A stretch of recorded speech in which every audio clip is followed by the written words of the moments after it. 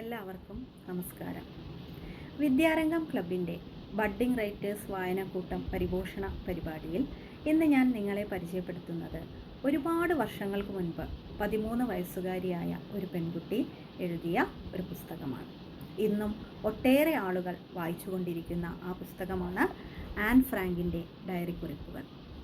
നമ്മളെല്ലാവരും ഭീതിയോടുകൂടി ഓർക്കുന്ന രണ്ടാം ലോക മഹായുദ്ധം നടന്ന ഇരുണ്ട കാലത്തിൻ്റെ രക്തസാക്ഷിയാണ് ആൻ ഫ്രാങ്ക് എന്ന പെൺകുട്ടി.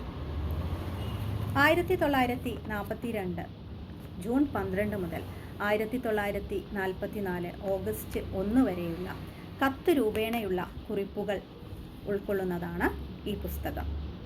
13 വയസ്സുകാരിയായ ഒരു പെൺകുട്ടി തൻ്റെ ചിന്തകളും വിശ്വാസവും സ്നേഹവും എല്ലാം കിറ്റി എന്ന് ഓമനപ്പേരിട്ട ഡയറിയുമായി പങ്കുവയ്ക്കുന്നത് ഈ കുറിപ്പുകളിലൂടെ നമുക്ക് അനുഭവിച്ചറിയാൻ സാധിക്കും.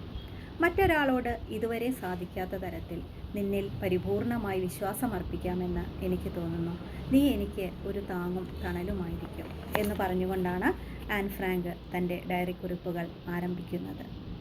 ഹിറ്റ്ലറുടെ ജൂതർക്കെതിരെയുള്ള നടപടികൾ കാരണം ആൻ ഫ്രാങ്കിനും കുടുംബത്തിനും ഒളിവിൽ പോവേണ്ടി വരുന്നു. ഒളിത്താവളത്തിൽ തനിക്ക് അനുഭവിക്കേണ്ടി വന്ന കഷ്ടതകളും മാറ്റങ്ങളും പുരോഗതിയും എല്ലാം ആ പെൺകുട്ടി തൻ്റെ ഡയറിയിൽ കുറിച്ചിടുകയാണ്.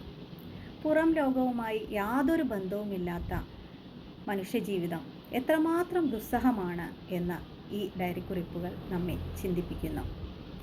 കഠിനമായ ഏകാന്തത അനുഭവിച്ചുകൊണ്ട് തണുപ്പിൽ വിറച്ച് മുഷിഞ്ഞ വസ്ത്രങ്ങൾ ധരിച്ച് പകുതി പട്ടിണി കിടന്ന് മരണത്തെ മുഖാമുഖം കണ്ടുകൊണ്ട് ജീവിക്കുന്ന ആൻ ഫ്രാങ്കും കുടുംബവും എല്ലാ കാലത്തും വായനക്കാരെ വേട്ടയാടിക്കൊണ്ടേയിരിക്കും.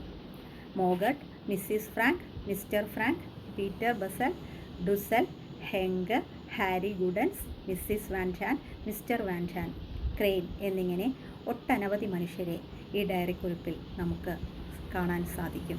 മരണത്തെ ഭയന്ന് ജീവിതത്തെ നശിപ്പിച്ചു കളയാതെ അറിവുകൾ നേടിക്കൊണ്ട് ഒട്ടേറെ പുതിയ വിദ്യകൾ അഭ്യസിച്ച് ഓരോ നിമിഷവും ഉപയോഗപ്പെടുത്തിക്കൊണ്ട് ജീവിച്ച ആൻ ഫ്രാങ്ക് എന്ന പെൺകുട്ടി നമുക്കെല്ലാവർക്കും ഒരു പ്രചോദനമാണ്.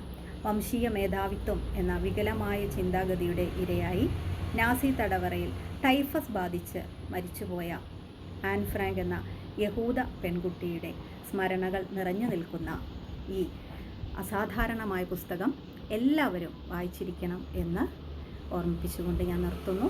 നന്ദി.